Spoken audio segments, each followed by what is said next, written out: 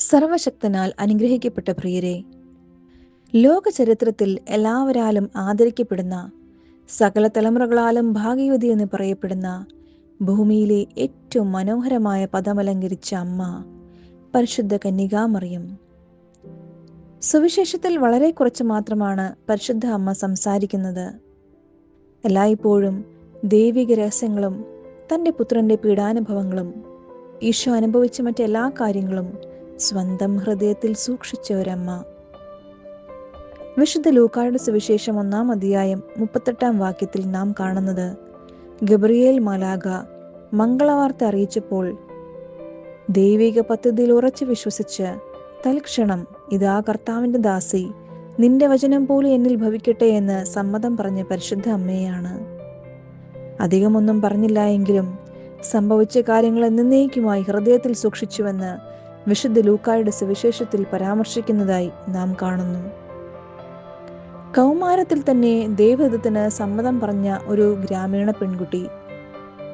പരിശുദ്ധ അമ്മയുടെ ജീവിതത്തെപ്പറ്റി ധ്യാനിക്കുമ്പോൾ അമ്മയുടെ ജീവിതത്തിൽ ഉണ്ടായ പ്രതിസന്ധികൾ അനേകമാണ്. സംശയിക്കപ്പെടുന്ന മാതൃത്വം, മുട്ടിയ സത്രങ്ങളുടെ വാതിൽ അടയ്ക്കപ്പെടുന്ന തിരസ്കരണത്തിന്റെ നോവ്, തൻ്റെ ദൈവകുമാരന് ജന്മം കൊടുക്കുവാൻ കിട്ടിയതോ ഒരു കാലിത്തൊഴുത്ത്. ആ സാഹചര്യം നമ്മുടെയൊക്കെ ഇന്നത്തെ ജീവിതവുമായി താരതമ്യം ചെയ്താൽ നമുക്കൊന്നും ചിന്തിക്കാൻ പോലും പറ്റാത്ത ഒരവസ്ഥയാണത്. ഒരു കാലിത്തൊഴുത്തിൽ ജന്മം നൽകുമ്പോൾ ഗർഭാവസ്ഥയിൽ ഉണ്ടാകാവുന്ന വിഷമങ്ങൾ ഒക്കെയും അനുഭവിക്കുമ്പോഴും ഒരു പരാതിയും അമ്മ പറഞ്ഞിട്ടില്ല. ശിശുവിനെ ഈജിപ്തിലേക്ക് കൊണ്ടുപോവുക എന്ന് പറഞ്ഞപ്പോഴോ, ദേവകുമാരന്റെ പീഡാസഹനവും കുരിശുമരണവും നേരിട്ട് അനുഭവിച്ചപ്പോഴോ ഒരു തരത്തിലുള്ള പരാതിയും അമ്മ പറയുന്നതായി നാം കാണുന്നില്ല. ഒന്ന് ചിന്തിച്ചു നോക്കിയാൽ നമ്മുടെ പരിശുദ്ധ അമ്മയുടെ ജീവിതത്തിൽ അമ്മ ഒത്തിരിയേറെ സഹനങ്ങളും പരീക്ഷണങ്ങളും നേരിട്ടിട്ടുണ്ട്.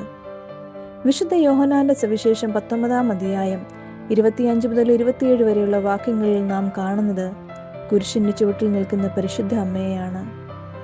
സ്വന്തം മകൻ കരഞ്ഞ് വേദനിച്ച് കുരിശിൽ കിടക്കുമ്പോൾ ഒന്നും ചെയ്യാനാകാതെ നോക്കി നിൽക്കുന്ന ഒരമ്മയുടെ അവസ്ഥ.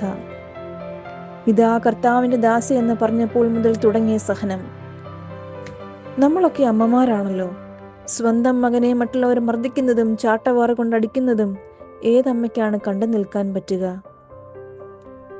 മകന്റെ ശിരസിൽ മുൾക്കിരീടം ചാർത്തപ്പെട്ട് നിൽക്കുന്നത് കാണുന്ന ഒരമ്മ, തൻ്റെ മകൻ 3 ആണുങ്ങളാൽ പിടയുമ്പോഴും മരണശേഷം ശരീരമടക്കം ചെയ്യുമ്പോഴും എല്ലാം ദൈവിക പദ്ധതിയായി കാണുന്ന പരിശുദ്ധ അമ്മ. ന്യായീകരണങ്ങളും പരാതിയും പരിഭവവും നിറഞ്ഞു നിൽക്കുന്ന ഒരു സമൂഹത്തിൽ ജീവിക്കുമ്പോൾ, ദൈവത്താൽ അനുഗ്രഹിക്കപ്പെട്ടവരെ, നമ്മുടെ ജീവിതത്തിലെ പ്രതികൂല സാഹചര്യങ്ങളെ ദൈവിക പദ്ധതിയായി കാണുവാൻ നമുക്ക് വിശ്വാസത്തിൻ്റെ അകക്കണ്ണ് ആവശ്യമാണ്. നമുക്കും അമ്മയെ പോലെ എല്ലാം ദൈവത്തിങ്കിലേക്ക് സമർപ്പിക്കാം. അമ്മ കൂടെ ഉണ്ടെന്ന് ഉറച്ച് വിശ്വസിച്ചുകൊണ്ട് അമ്മയുടെ മതശക്തിയാൽ ക്രിസ്തീയ ജീവിതം നമുക്ക് നയിക്കാം.